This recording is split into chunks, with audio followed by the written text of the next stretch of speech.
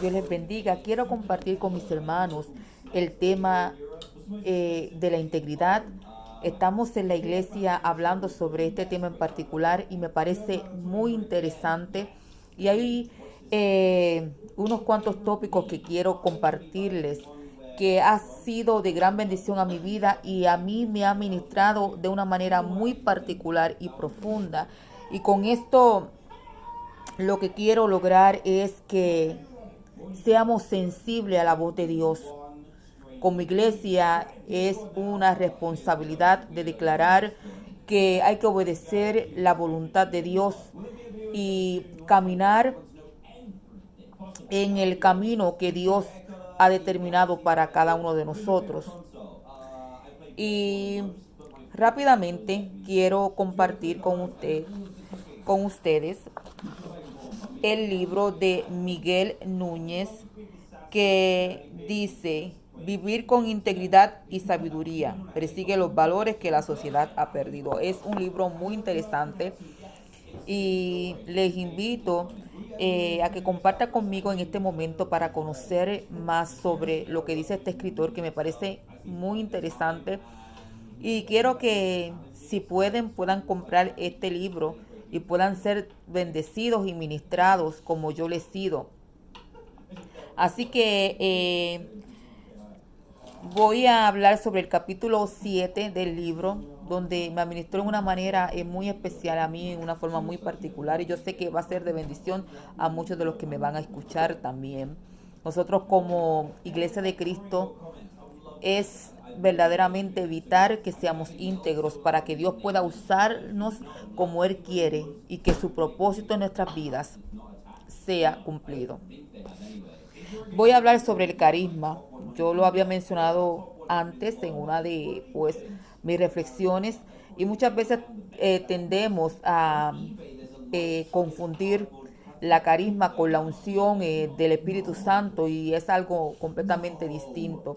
Y en este tópico habla sobre el carisma y el carácter. Quiero leerles lo que dice el escritor al respecto.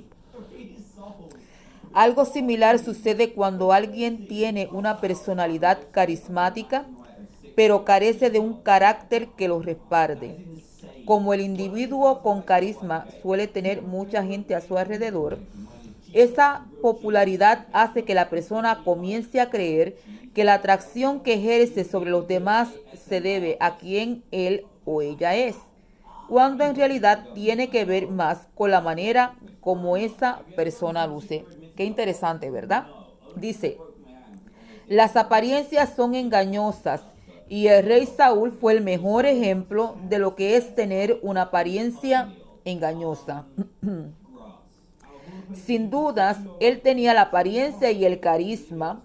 Eso lo vemos en Primera de Samuel, capítulo 9, del 1 al 2. Pero sus defectos de carácter, su falta de convicción y su desobediencia a la ley de Dios resultaron ser su perdición.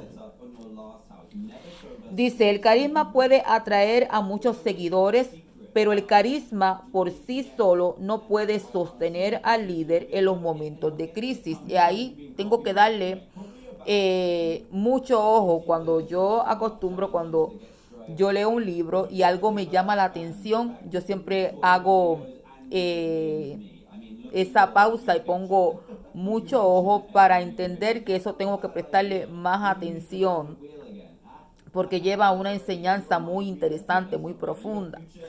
Dice: Dios no está interesado en que seamos carismáticos o atractivos en nuestras personalidades, pues Dios no ve como el hombre ve. Primera de Samuel, capítulo 17, versículo 7. Él quiere que en vez de carismáticos seamos corazonmáticos, es decir, que tengamos un corazón para Dios formado, santificado y fortalecido, así como una manera bíblica de pensar con valores y principios que Él haya inyectado en nosotros a través de su palabra y su espíritu. Esto fue algo que verdaderamente yo le presté mucha atención, porque es que tendemos a dejarnos llevar por las personas que son carismáticas y lo confundimos con la unción de Dios. Y no es así. Tenemos que tener mucho cuidado con prestar atención en todas estas cosas, porque verdaderamente la iglesia de Dios tiene que reconocer lo que es de Dios y lo que no lo es, por más lindo y hermoso y atractivo que pudiera parecernos a nuestras vistas. Vamos a hablar ahora sobre otro tópico que me pareció muy interesante también. Este libro es verdaderamente un libro muy profundo que habla sobre la integridad y el carácter. Y quiero que si pueden comprarlo, lo adquieran porque va a ser de gran edificación a su vida y compartirlo, porque no buscamos ser edificados nosotros mismos, sino que también otras personas también sean edificadas y que crezcamos en el conocimiento de la palabra del Señor. Hablando sobre la integridad y el carácter, dice: habiendo visto entonces cómo el carácter nos ayuda a manejar las crisis, el éxito y las tentaciones y la popularidad, pasemos ahora a explicar la relación que existe entre el carácter y nuestra integridad. Yo espero estar leyendo despacio, que lo puedan apreciar. A veces como que me trabo un poquito. Es que esa situación del inglés y el español, que aunque no lo domino tan bien el inglés, pero siempre al uno estar tanto tiempo en este país y hablándolo de alguna manera, siempre como que se tiende a confundir un poquito el idioma español, pero aquí le seguimos. Bendito Jesús. Dice: la integridad genera confianza. La integridad, producto de un carácter formado, va generando confianza en el otro. Y esa confianza genera seguimiento. Nadie puede seguir a alguien en quien no confía. Y nadie va a seguir a otro a menos que haya visto en él integridad suficiente para ganar su confianza. La marca distintiva de la integridad en el carácter de una persona es que sus palabras y sus acciones concuerdan. Eso es algo que nosotros entendemos y que como padres nos enseñan en que nosotros podemos hablarle muy lindo y corregir a nuestros hijos, pero si nosotros no vivimos lo que nosotros estamos haciendo, los hijos van a hacer lo que ven de nosotros, no lo que decimos. Y esto es algo que nosotros como papá, nosotros sabemos muy bien. La persona íntegra no se presenta como lo que no es, no dice lo que no pretende hacer y tampoco habla de aquello que no se corresponde con la verdad. El que vive en integridad de corazón puede decir: no tengo nada que esconder, nada que temer y nada que probar. Sin embargo, el que no camina en integridad, aquí le di de nuevo mucho ojo porque llamó mucho la atención, tiene muchas cosas que esconder. Vuelvo y repito: sin embargo, el que no camina en integridad tiene muchas cosas que esconder, mucho que temer y vive debatiendo, racionalizando y justificándose porque tiene muchas cosas que probar. Pero cuando usted vive de manera congruente, todas estas cosas van desapareciendo y puede llegar a ser como un libro abierto sin temor a ser leído por múltiples personas. Yo creo que es una manera de analizar nuestra vida delante del Señor y ser honestos con nosotros mismos y hacernos esta pregunta: ¿realmente yo soy íntegro? ¿Soy lo suficientemente honesto para vivir de acuerdo a lo que yo predico, a lo que profeso, a lo que soy, a lo que digo ser en el Señor Jesucristo? Dice: la integridad tiene que ser modelada. Los demás no van a creer que usted es una persona íntegra por lo que usted diga, sino más bien por lo que ellos puedan ver en usted. Mientras más credibilidad tenga el líder, más confianza la gente depositará en él. Y esto es algo muy importante. Esto es algo muy importante. Si no tenemos credibilidad con la gente, no vamos a llegar a ningún lado. Por lo tanto, como siervos y siervas de Dios, se requiere que seamos íntegros para que lo que nosotros hagamos en el Señor, el servicio que Dios nos ponga en nuestras manos, sea bendecido y sea prosperado. Dice, la integridad nos dice lo que debemos hacer. Es algo que quiero compartir que me pareció muy interesante. Dice, a diario vivimos en una tensión entre lo que nuestros deseos quieren y lo que nuestra mente nos dice que debemos hacer. La integridad determina las reglas del juego para resolver esa tensión y nos muestra lo que debemos y tenemos que hacer sin importar la circunstancia. Pero cuando no hay integridad, lamentablemente terminamos haciendo lo que queremos hacer. De ahí la necesidad de desarrollar fortaleza de carácter, pues es ella la que les va a decir a nuestros deseos, no, no puedes, y va a forzar a nuestra voluntad a hacer lo correcto.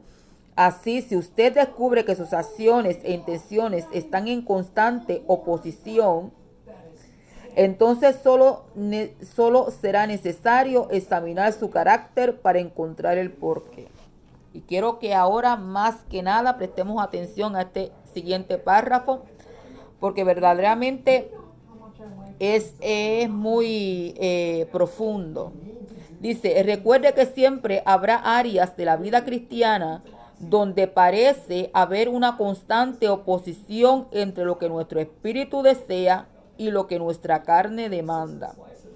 Pablo habla de esta lucha en su carta a los Gálatas cuando dice, porque el deseo de la carne es contra el espíritu y el del espíritu es contra la carne, pues estos se oponen el uno al otro, de manera que no podéis hacer lo que deseáis. Gálatas 5:17, lo pueden buscar. Dice, pero la meta debe ser llegar a un punto de santificación en la vida, donde lo que queramos hacer sea lo que en realidad la palabra de Dios dice que debemos hacer. Nunca lo lograremos por completo, pero esa debe ser la meta tras la cual corremos por gracia.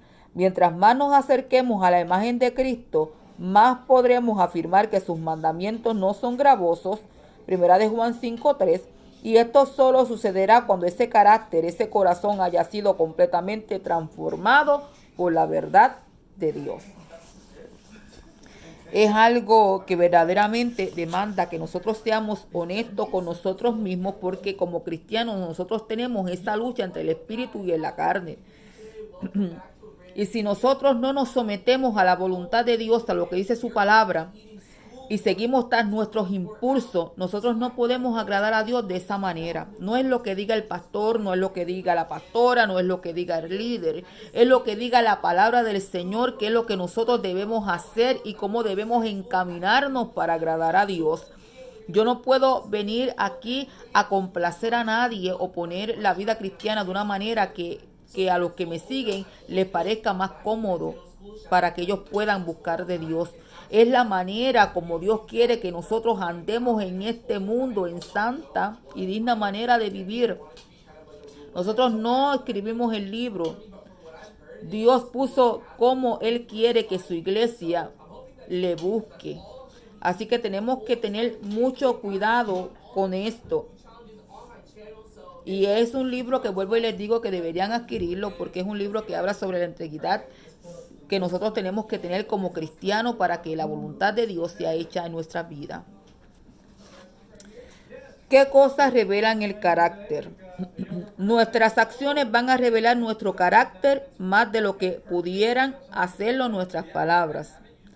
Alguien puede hablar muy bonito, pero su forma de actuar y comportarse en el día va a delatar lo que en realidad hay en el interior de esa persona. Yo una vez escuché a un pastor decir que estaba en una iglesia y estaban en la parte de adoración y había una muchacha que adoraba, que decía que parecía un ángel y lloraba y levantaba sus manos delante de Dios, pero cuando la vio en la calle, sus acciones contradecían todo lo que ella estaba haciendo cuando él la vio adorando. Parecía, dice, otra persona, hasta se escondió de él cuando lo vio. Su forma de actuar decía completamente lo contrario de cuando ella estaba en la iglesia adorando. Y nosotros debemos entender que nosotros debemos en todo lugar ser las mismas personas, que debemos ser íntegros en todo lugar, en todas las partes, y en la forma que nosotros creemos que nos conducimos delante del Señor. En la manera como nos relacionamos con los demás. En todo debemos tener integridad. Y hoy hablando del capítulo 7, donde fue que este capítulo me impactó de una manera muy particular y profunda, y quiero hablarles sobre la reflexión final para cerrarlo y dejarle con ese hambre de buscar más sobre este tema de la integridad, y que sean edificados y que sigamos creciendo en el conocimiento de la verdad de Dios. Ese es mi interés como hija de Dios, es compartir con mis hermanos y que juntos crezcamos en el conocimiento de la palabra del Señor para hacer la voluntad que Dios quiere para cada una de nuestras vidas. Dice, la transformación del carácter comienza con la sumisión de nuestra voluntad a la voluntad de Dios.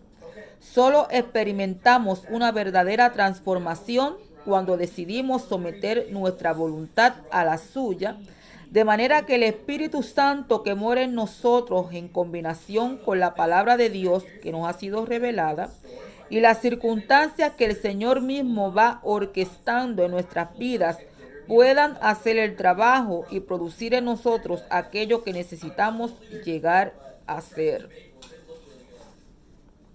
Si nosotros no nos sometemos a la voluntad de Dios, nosotros no vamos a poder crecer como Dios quiere que crezcamos en la voluntad de Dios. Y eso es muy importante, porque no vamos a tener la transformación que Dios quiere que tengamos en nuestras vidas a menos que no nos sometamos a la voluntad de Dios. Si nosotros queremos hacer la voluntad que nosotros queremos hacer, porque queremos coger la vía más fácil, entonces estamos nosotros caminando nuestro propio camino. Dice aquí, quiero leer el siguiente párrafo, que dice, muchas veces nos sometemos a Dios de palabra, pero lo resistimos con nuestras emociones. Por ejemplo, aquí da un ejemplo. La esposa que dice, bueno, voy a someterme a lo que diga mi esposo, porque eso es lo que la palabra ordena. Pero eso no es fácil. Ay, no.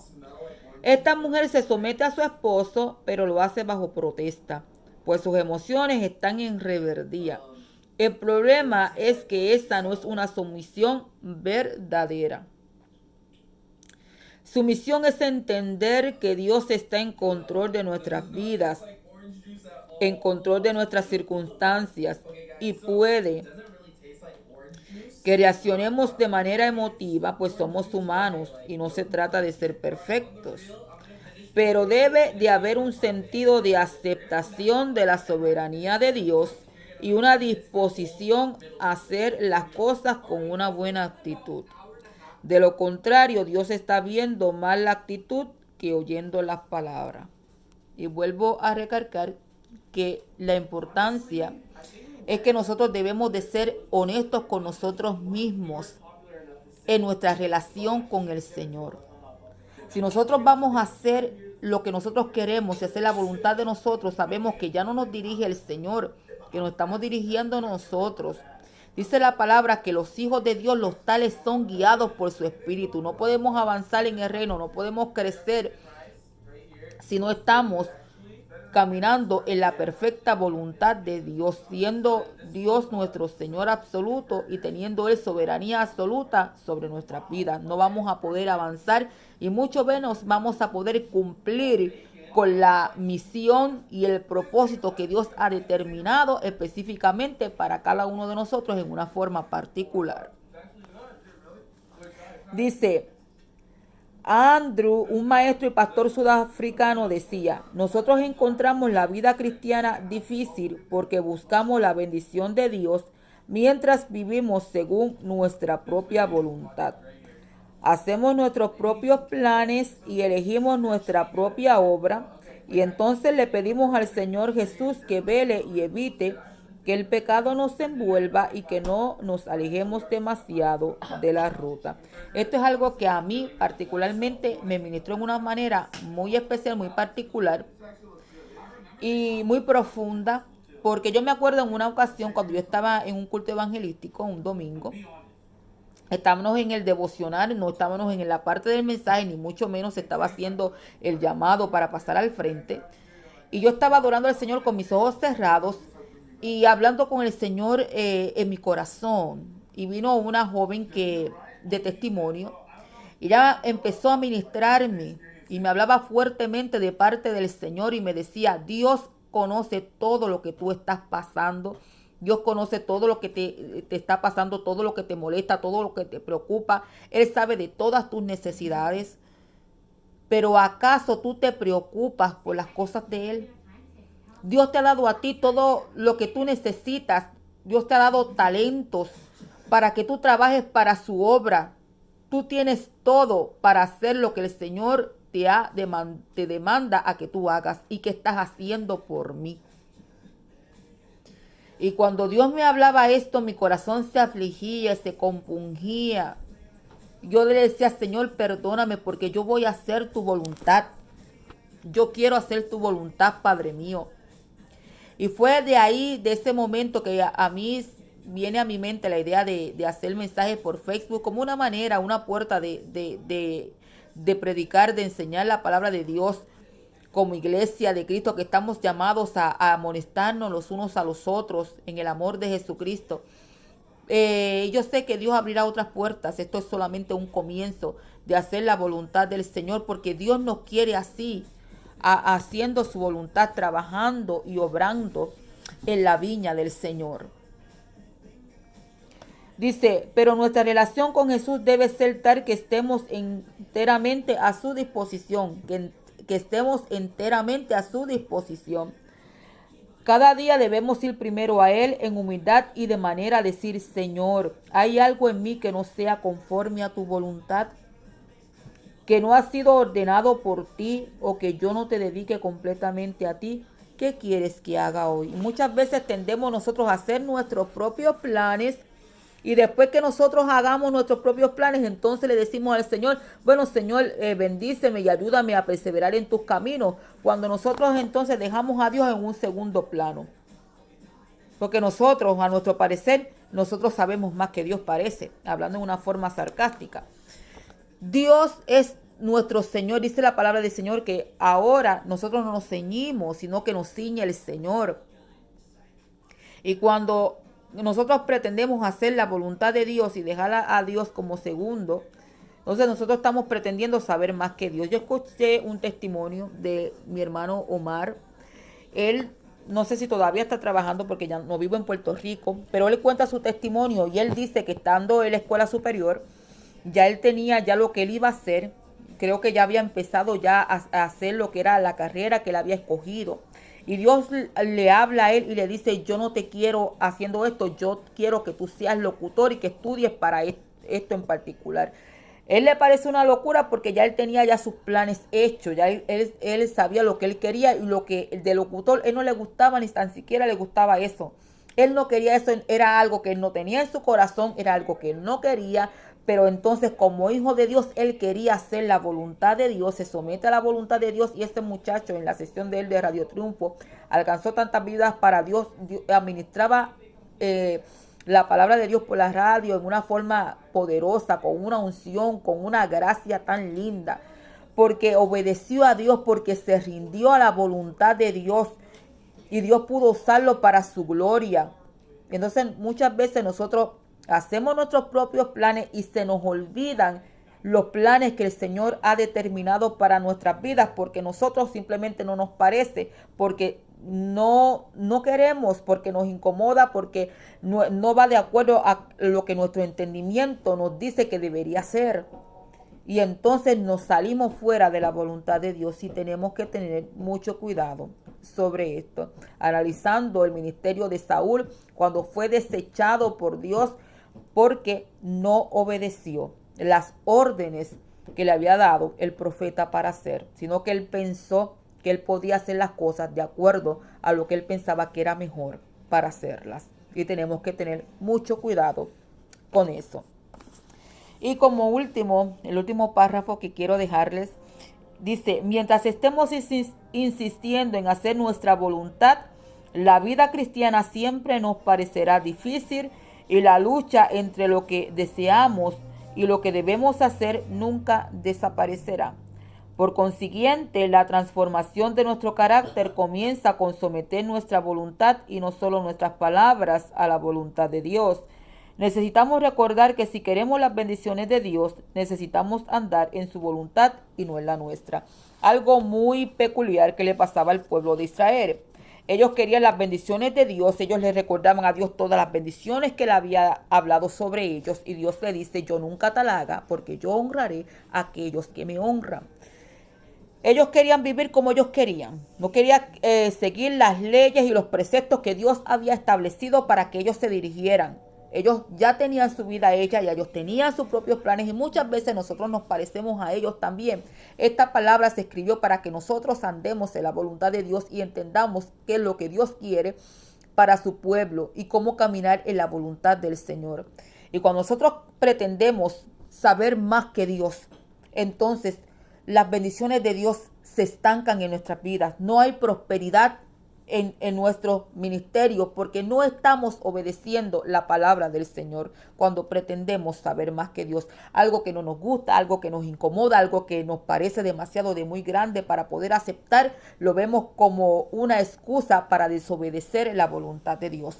Dios quiere bendecir nuestras vidas de la manera que y del propósito que Él nos escogió para que nosotros andemos en Él.